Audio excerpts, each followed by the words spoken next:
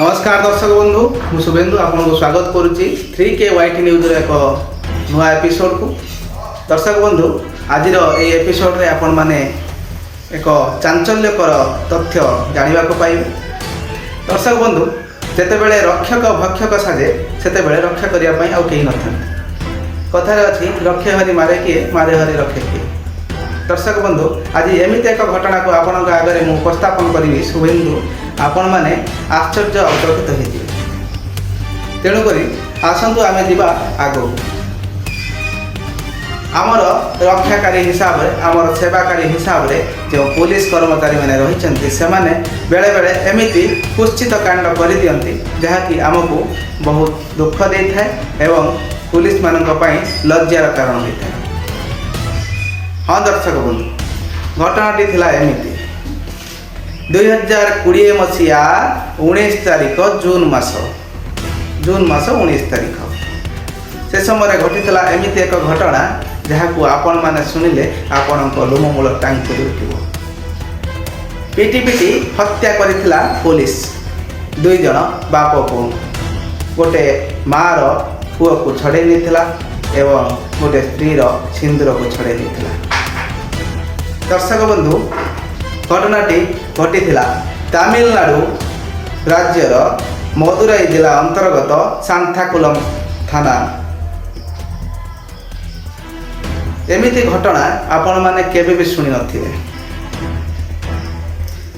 घटनाटी थिला एमिति जे दुई जन बाप पुओ लॉकडाउन चलीथिबा समय रे तांकर गोटिए मात्र भूल थिला जे से राति 10टा समय रे निजर मोबाइल दुकान को खोली रखिथिले एवं बंद करुवा समय पुलिस सेठी पहुँची जाइथिला एवं तांका मध्यरे जुक्ति तर्क होइथिला जहाँद्वारा कि पुलिस से दुई जन को उठे नहीं एवं हाजत रे पिटी पिटी अकथनीय अत्याचार करिथिला जहाँद्वारा कि से बाप पुओ दुई जन जाक दरमला अवस्था डाक्तरखाना को स्थानांतरित करा जाइथिला एवं सेठारे डाक्तर तांको मृत घोषणा करथिले।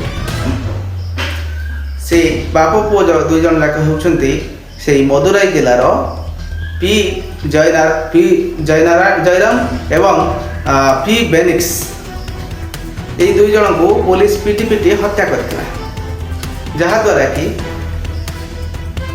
सीबीआई तदंत पाई सेठी तमिलनाडु सरकार तांको देथिले तदंतर भार सीबीआई को एवं सीबीआई कौन करथिला ना 10 जन को अरेस्ट करथिला।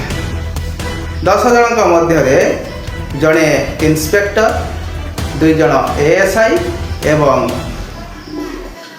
7 जन कांस्टेबल थिले जहाँ मध्यरु जड़े महिला कांस्टेबल जे कि कौन करथिले ना राजसाखी पालटी जाइथिले। सीबीआई मध्य देखिथिला जे ए हत्यारे तांकर कोनोसी हाथ नथिला केवल सहयोग थिला जोथि पाई कि तांको राजसाखी हिसाब रे ग्रहण करा जाइथिला। संपूर्ण थानार जो अधिकारी माने थिले सेमानंकु अरेस्ट करा जाइथिला जहाँ पर कि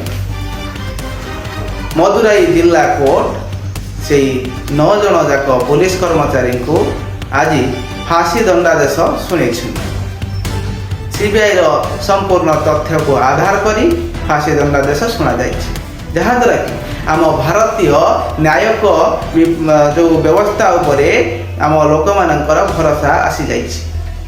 लोक माने बुझी जाइछन्ते जे यदि एठी रक्षक भी भक्षक साजे तेले ताहले ता पई दंड विधान व्यवस्था रही जोथि पाई कि आज देश रे एक आलोड़न सृष्टि होइछि एक खुशीर लहरी मध्य आसीछि जे दोषी माने दंड पाई। तेणुकरी मु गोटे कथा कहबी जो माने क्रिमिनाल जो माने असामाजिक से माने भी बुझी जीवा दरकार एठी यदि पुलिस भी दंड पाउछि ताहले आमे भी दंड पाइबा कोनोसी बड़ कथा नहीं। तेणुकरी एबे समय अछि आपण माने सुधुरी जान्तु भल काम करंतु समाज को भल वार्ता दियंतु एवं भलरे रहिबा सहित निज परिवार को भी भलरे रखंतु।